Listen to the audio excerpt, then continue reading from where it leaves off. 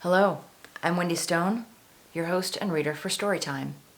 Tonight we'll be continuing Dog Upon Atlas into Chapter 10. Thank you for joining me.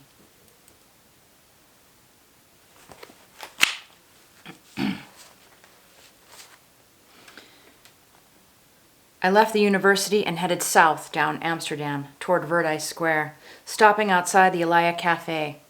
There they were. Sophia Bricktail, Beefcake, and Mittens, sitting at a table on the patio, along with dogs from every other clan. A table of spotted manes, pearly-chest, gray-tipped. The only mutts were the waitstaff. I sidestepped, slinking behind a wilting rose bush. How appropriate. What was I thinking? Going at a clanny head-on. Maybe it wasn't her. Maybe the cops think I made the whole thing up. Yeah, right.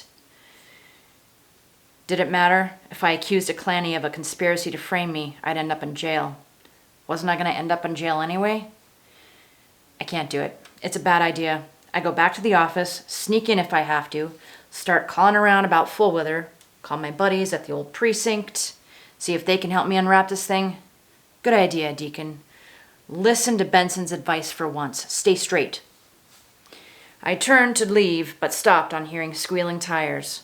It was a car stopped with a dog laying in front of it. My feet picked up to go help her, but she was all right. She stood and brushed herself off, eyeballing a group of dogs on the opposite sidewalk. Clannies, young ones.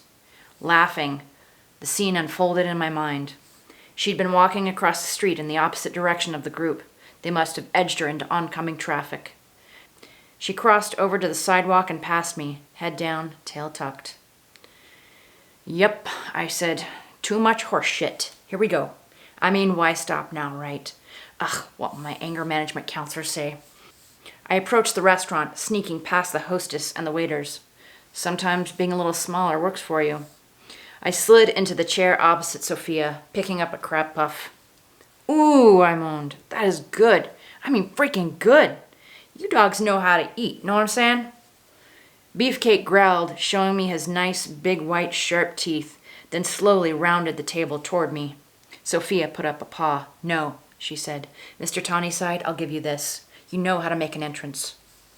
I had made absolutely no noise other than reaching the table, but the entire patio was dead silent. All eyes and ears turned to me. "What's up, New York?" I said. "Hey, everybody enjoying lunch? Me? I'm so glad you asked. I'm starving." "Enough," Sophia said quietly. "What are you doing here? What do you want? You turned me down this morning." "Well, here's the deal. May I?" I gestured to the full table. "Don't let me stop you." "Ugh, thanks." I stuffed my mouth between sentences. "You'll never guess what happened to me today. Immediately after your visit, apparently, I got a visit from the Blue and Gold." Her ginger-tipped lashes fell slowly. "The cops, Sophia. The 5-0. And what do they want? To question yours truly about the death of a dear friend. As if to say, I am a dog of interest in my dear friend's death. Now," I sucked down a cheese ball, "there are only few dogs in this world who know that I knew Jomi, and thus far only two that knew I was the one who found her. You and that cop on beat." "What are you saying?" My muzzle stretched across the table. "Jomi's father is a gray-tipped," I said. "Her mother a mutt. So Jomi was a half-breed." She stared, her mouth slightly agape. I took a deep whiff and got what I wanted. A bit of panic in her scent. She knew. "We don't follow around defectors," she said quietly. "The betrayal of his family is between him and his clan." "So you did know about her father. You knew Jomi was a half-breed. Why are you framing me for her murder? You saying I'm part of this gang?" "Don't be absurd. We don't follow defectors and we don't go around killing dogs, especially for something so spurious as..." She leaned across the table and whispered, "A half-breed." "Must make you all nervous, what with the coronations coming up. A half-breed out there kicking up dust." The teacup in her paw clattered to the table. Drops of tea dribbled from the gap in her lower jaw. She dabbed delicately and nodded to a table of gray-tips who stared. Of course, everyone was watching us. "Would you keep your voice down, please? Of course I knew about Jomi and her father. What I didn't get the chance to tell you this morning before your fit was that one of my guard caught Jomi on the grounds weeks ago. I didn't know who she was then, not even that she worked for the family." You're telling me that Jomi was at Bricktail Manor painting frickin' graffiti on the walls? Didn't happen. It did. And when Tessa and Jomi went missing, I found out as much as I could about Jomi, especially given she was named by our friend. Oh, you mean the gang dog who named her and is also now conveniently dead? I'm not the criminal here, and this theory of yours that I or the clans are somehow involved, why would we hunt those few defectors when so many are loyal?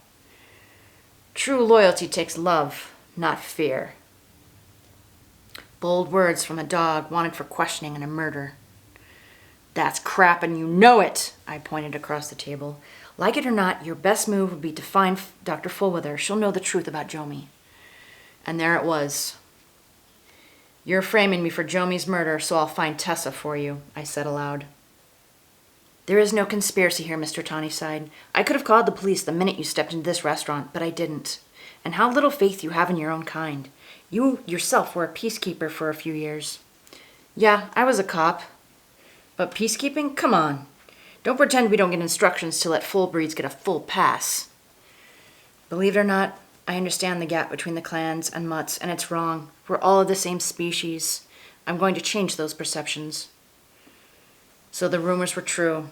Sophia was the next leader of the Bricktails. Yeah, we're all the same until we want to sit next to each other, huh?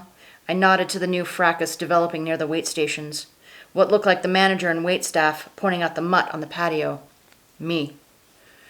Change comes slowly, Mr. Tawnyside, unfortunately, and I'm not in charge. Yet. Now, I've answered your questions when I didn't have to. I suggest you leave, peacefully. And two? I asked. What? You said two things, before I, threw a fit. She ground her teeth, bit her tongue, and growled softly. Uh-oh. These mongrels, she said softly, are following me. I know it. I can feel it.